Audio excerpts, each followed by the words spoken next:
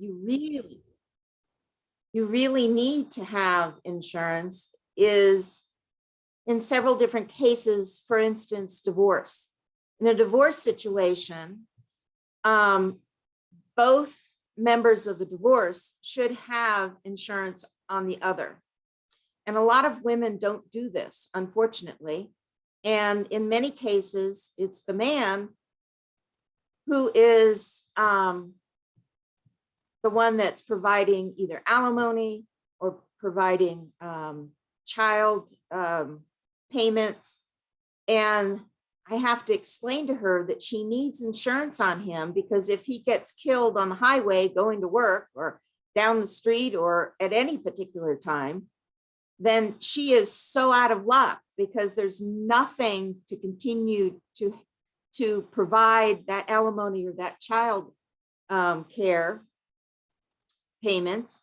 And she's stuck. She's stuck to take care of all of that herself, and she may not be in a position to be able to do that. So having a term policy, depending on the age of the kids, until they're on their own and out of the child support payments and whatnot, having maybe a 10 or 20-year term policy is a very smart thing to do.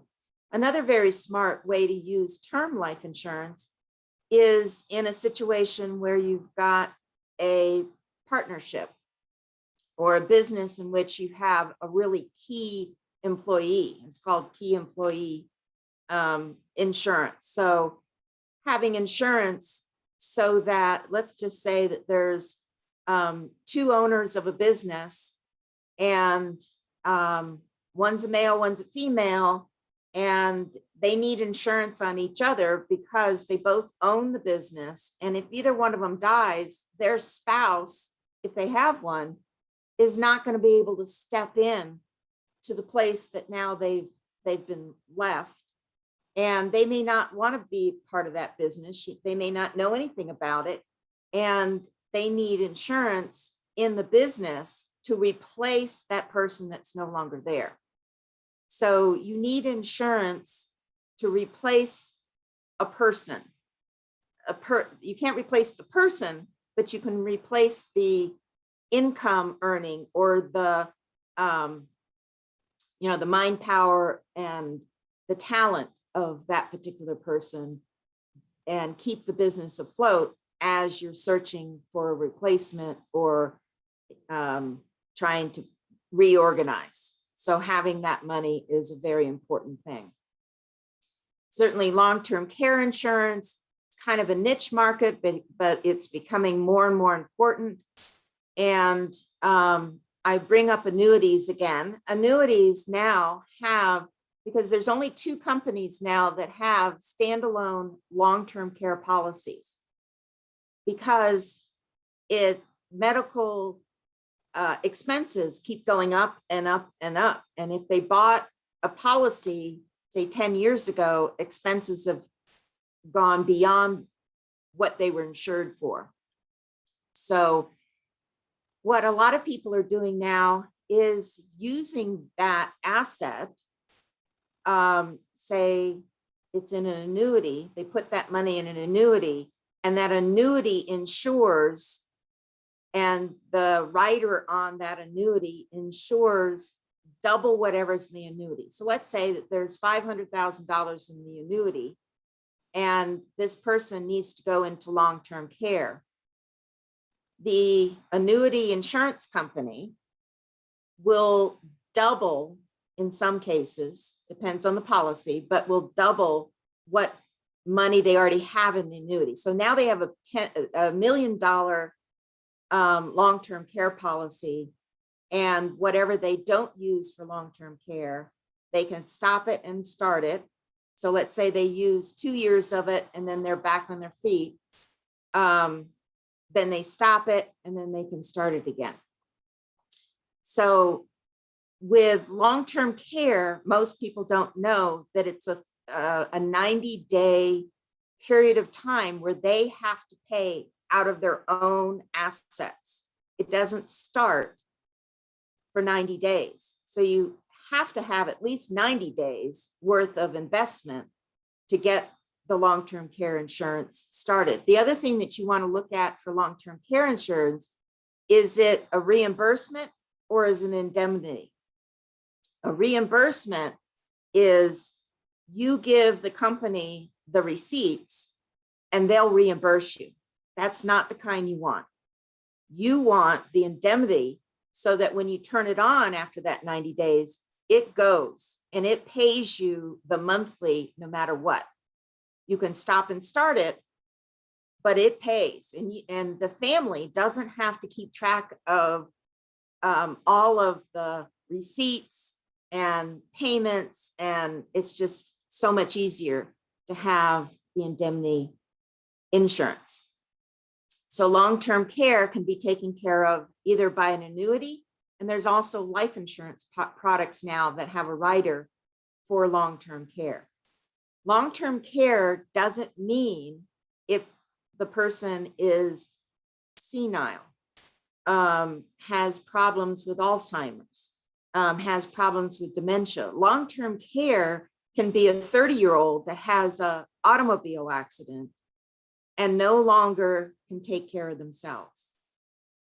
That's where you use your long-term care insurance. So the earlier you buy it, the more you'll have when you actually need it. And it is definitely something to talk to your financial advisor about and get all of the information that you need about that.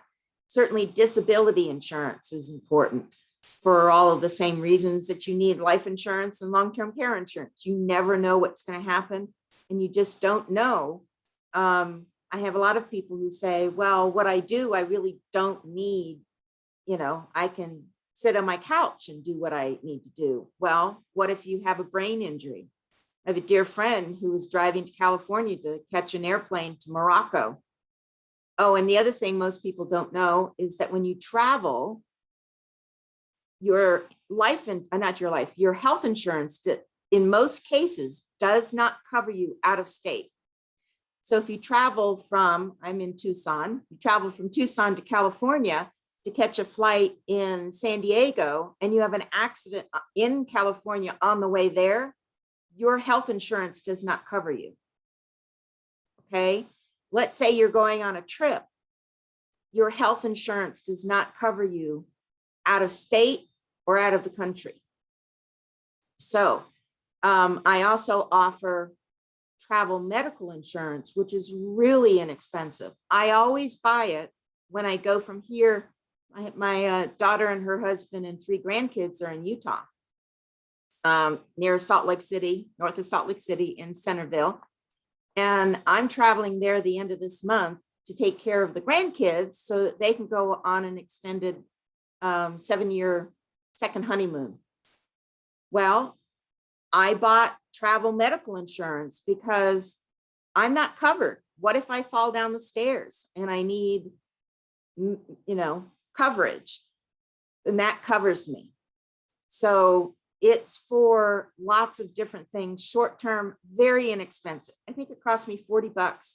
That's $40 that gives me a lot of peace of mind, just in case. Anyways, my friend was in an accident going to the airport. She ended up in a hospital. She has a traumatic brain injury. I think she fell asleep and the car rolled. She has a traumatic brain injury and she broke her arm in 2 places, almost severed her hand off of her arm. She needs long-term care. And right now she's stuck in California, paying rent in California because she needs the medical care that the California system covers. So just a little tip most people don't know, and wanted to let you know about that so you can pass it on. Just in case you're interested, my website that I use for that is protection4travel.com. protection4travel.com. So travel medical insurance, last one on the list. Most people don't know about it, and hopefully you'll never need it, but it certainly gives you a lot of peace of mind. The other type of insurance that I have is travel interruption insurance, which means that if you're going, say you're going to a big real estate conference in Washington, D.C., and you're traveling from where you are to D.C., and your mother ends up in the hospital, and you decide that you can't go, but you've already paid for the hotel and the airfare and the seminar fees, the conference fees. This particular type of insurance will not only cover you for the travel medical insurance, but will also cover the costs that you're going to be losing and not attending that conference. So that's another type of thing that most people don't know about. All righty. How are we doing? Do I get a thumbs up from anybody? I'm not boring you too much? Okay, thank you. All righty. So the next thing will be a little fun, but I like doing this because most people don't take time to look at where your money mindset is and don't understand what mindset is. So as I said, when I was growing up, I didn't get the money memo. Didn't know anything I needed to know once I became an adult. I really didn't. And I did graduate with a degree in chemistry, so I'm not stupid, and a minor in math, but I still didn't know. I don't know if any of you, how many of you got the money memo? How many of you didn't get the money memo? So these are some of the mindsets. A lot of people will say, what I don't know won't hurt me. And they just don't even go in that particular realm of learning about money, learning about investments, learning about insurance. Well, that's not true, because it definitely can hurt you. And I think I mentioned before, I didn't actually learn all this stuff till I was in my early 40s, and I got into this business, and I had a crash course in what to learn. So I didn't come in understanding anything about stocks or bonds. I'd never heard of a mutual fund. I thought insurance was for burying people. I didn't understand it was for income replacement or, protecting against loss in some particular way. So I found over my years in business that a lot of people have different feelings about money. And unlocking those limiting beliefs is a very important thing to take a look at. So I'm going to go through some of these. You might see yourself or somebody that you know in the descriptions. Number one, the ostrich. An ostrich keeps her head down and buries herself being busy. As long as she's busy and not have to deal with money. This person has way too much on their plate to add one more thing. And I call this someday-itis. Someday I'll get around to that. Okay? Someday-itis. Someday I'll start investing. Someday I'll start, understanding these things. That's the ostrich. The squirrel is the one who just saves money, saves it all, squirrels it away just in case. And it's all hers. It's all his. He worked for it. He's going to save it. He's not going to give it to anybody else. Giving away, tithing, doing any of that kind of stuff. The squirrel scoffs, that's nuts. They usually live below their means because they have to save it all. They don't like spending money. And they usually have it all tucked away, like the guy that I mentioned before that had $600,000 in the bank because it's safe there. Well, it's really not safe because of inflation. Inflation eats up that money slowly but surely over the years. That 600,000 is only worth 400,000. So like a house appreciates, money depreciates. Then we have Scarlett. I love Scarlett. How many of you remember Scarlett O'Hara in Gone with the Wind? She was a woman in charge. She was an iconic fictional character who was very strong, very determined, and she liked controlling everybody and everything around her. She was very brave. She was very tenacious, except for when it came to looking into her blind spots. Scarlett encountered something she preferred not to deal with. She dismissed it outright and said, fiddle-dee-dee, I can't think about that tomorrow. I'll think about it tomorrow. Or I can't think about that now. I'll think about it tomorrow. After all, tomorrow is another day. So that's the Scarlett. Then the next one we have is Noble Nellie. Noble Nellie generally believes three things about money. Making, having, or keeping money is wrong because, number one, she's not worthy. This version of Nellie might have trouble, and these can apply to men too, so don't take it just because I'm using female stuff. Might have trouble asking for a fair wage or charging enough for her services or products. The other reason, number two, is that she's moralistic. Nellie might believe that there's something inherently principled, honorable, or righteous about being poor and not being rich. How many of you know somebody like that? I certainly do.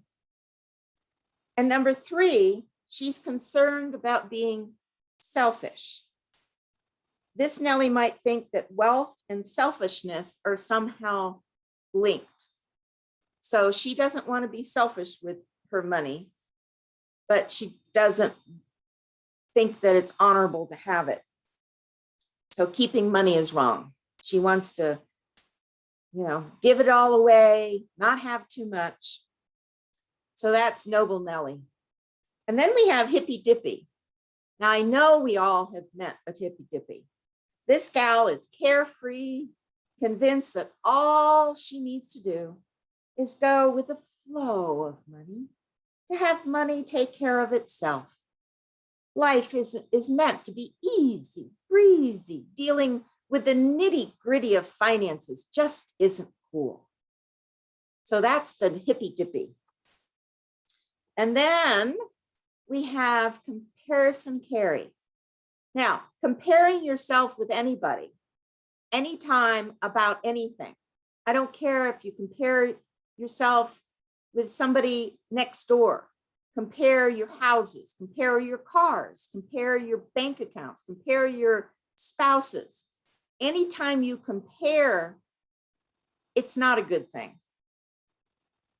The mindset of comparison can be really bad because it either damages your self-worth or it damages your self-respect. Comparison Carrie believes that her self-worth is determined by the bank account amount. And she compares it, her attitude reflects it, her mood each day is set by how she feels about her money. And it's determined by those thoughts coming, and then she has this basic insecurity. The other insecurity comes from her self-respect. She's frustrated by comparing herself, her life, her money, her job, her anything to others. And she always feels like she comes up short. And so she has a shortage of self-respect. And repeating this pattern eventually leads to depression, hopelessness, and inferiority. Comparison Carrie is a pretty sad state. And then the last one is the Queen.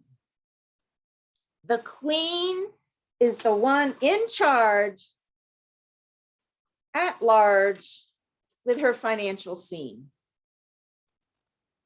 She is, just like she sounds, magnificent. She's the gal who knows how to handle her money because she knows the income, the outflow, and the investment. She's savvy about finances and understands the language of money. She's also the smart monarch. She knows enough to consult with a trusty financial advisor. She surrounds herself with other loyal experts and delegates the day-to-day management of her financial kingdom to her minions. So she probably has a lawyer. She has a relationship with a bank manager. She has her attorney. She has everything in place that she needs to keep herself well taken care of. And because she does, she's free to reign over her domain. She doesn't live to serve her money because her money is serving her. So one of my other passions besides women is kids. And there's a new program that I'm an ambassador for, where you can start helping your kids between 7 and 17 learning about money, so that they actually understand money and have that money memo. The 1-year webinar series every month goes through 4 different phases: learn, earn, accelerate, and play. So in learn, they learn some aspect of money. In earn, they learn, and it's all on a webinar, so they can watch it at any time, keeps them busy during the summer. They learn some idea of how to earn money. So if they're at least 13 and they have some particular skill like drawing or creative computer skills or any of those kinds of things, they can actually earn money by signing up with some place like Fiverr. They can learn how it is that they can make money by maybe selling some of their clothes that they don't have anymore. Or there's lots of different ideas that they give to them about how to earn money. And then accelerate is how to scale whatever you start earning, whether it be in money or by starting a little business. And then play is all about how the circuitry of money, the flow of money, you get it, and then you have to give some money away. Otherwise, money becomes stagnant. That's why it's called a current. If it doesn't flow, it becomes stagnant. So if you're interested in finding out more about those webinars for either your kids or grandkids or the neighbor kids, you can send me an email at forfinancialfreedom@gmail.com, or you can go to bit.ly/Freedom for Kids webinar, and there's actually a little webinar about the program there. All righty, one little call to action. If you visit my website, which is T as in Tom, P as in Paul, financial.net, and at the very bottom of the page, there is Ask Kathy a Question. If you put your information in there and ask me a question, I will enter you in to a drawing for a $50 Amazon gift card. So it's really, really simple. Or you can go to my Facebook page, which is the Peake Financial Group on Facebook. And if you have any questions at all, you can get onto my calendar at calendly.com/the Peake Financial Group. All righty, so I'm going to open it up for questions. I think we have about 5 minutes or so. So does anybody have any questions? I'm going to check the chat. The last insurance is called travel medical insurance. And I get my travel medical insurance through IMG, which is International Medical Group. So IMG Medical Insurance. Anybody else have a question? You can put it in the chat or you can ask, whatever works for you. nobody has any questions, I'd love some feedback. I'd love to hear if any of you have a particular area that you learned something or you thought was very interesting. Otherwise, I have a question. Hello. Hi. So you mentioned another insurance after the travel insurance, like if you're going to a convention or Okay. something. What was that one? Well, that can be found at the same site. It's actually, I'm trying to remember the name. I think it's called iTravel, at least but it's a travel insurance. Some airlines offer it when you're buying your ticket, but that only covers the airfare. Okay. It doesn't cover medical insurance. But if you go to the website and on the very, very left-hand side, all the way at the bottom, just click travel insurance and it will pop up that particular type of insurance is there. Okay, thank you. Or send me that question and I'll give you the answer. You can do 2 for 1. Go to my website, ask me a question, and I'll send you the answer directly. Thank you. All righty, another chat.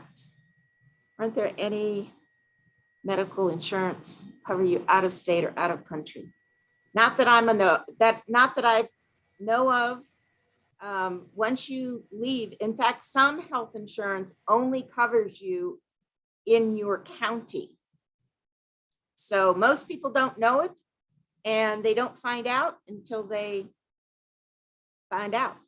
Is that new? I don't believe, Terry, that that's new, but it might be. I personally, I'm actually licensed to sell health insurance, but it's a whole world unto itself. And I actually refer all of my health insurance out to other people, but I would check with your insurance company and your health insurance company and find out if you're covered and where you're covered. I know that when I moved from Colorado back to Arizona, my insurance didn't cover me back in Arizona. So, and I know that Anasuya's insurance didn't cover her when she went from Arizona to California.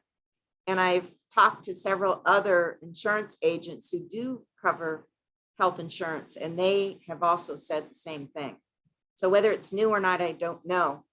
But even Medicaid and Medicare don't cover you outside the country. Any other questions?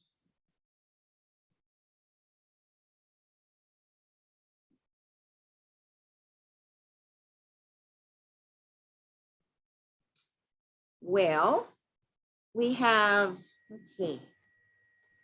Guess we only have a minute left, so I can't tell you my story about retirement, but just so that you know, retirement, as my grandfather used to say, is not in the Bible. And retirement is actually a very new thing. It's only about 150 years old, maybe 150 or so. Retirement never used to be, except for the extremely wealthy. Most people worked right until almost their dying day. And men especially didn't live past 62 to 65. So they would work into their 60s and then pretty much that was it. Whatever they had saved was it. Social Security came in because they were trying to get the older folks out of work so that the younger folks could come in, because it was more of a hierarchy system back in the 1930s when the Depression came in. So they needed to get the older workers out of the jobs so that the younger workers could actually have jobs. So that's why Social Security came in. Until that time, you saved for your own. And most people didn't live 30 years after. So another problem with Social Security is that it's not designed to pay somebody over a 30-year period, now that we're living into our late 80s and even in some cases, late 90s, early 100s. So you got to save for yourself. Certainly don't count on Social Security. It's a nice bonus, but that's about it. All righty, that's all I have. Thank you, Kathy. Thank you. Also, when you get a chance and you think about it, let us know about your Right, July. next one. I would love it. Okay. This was super Yeah, and interesting. I would love feedback from folks. That's another thing. If you go to my website and ask me a question, let me know what topics you're interested in as far as, financial, and I'll design it around you. So just let me know what questions that you might have. You can send them directly to me at kathy@tpfinancial.net. But just make sure that you start, you beat inflation, you beat taxes, you diversify, take care of your insurance, and help your kids learn early about money. That's it. Thank you.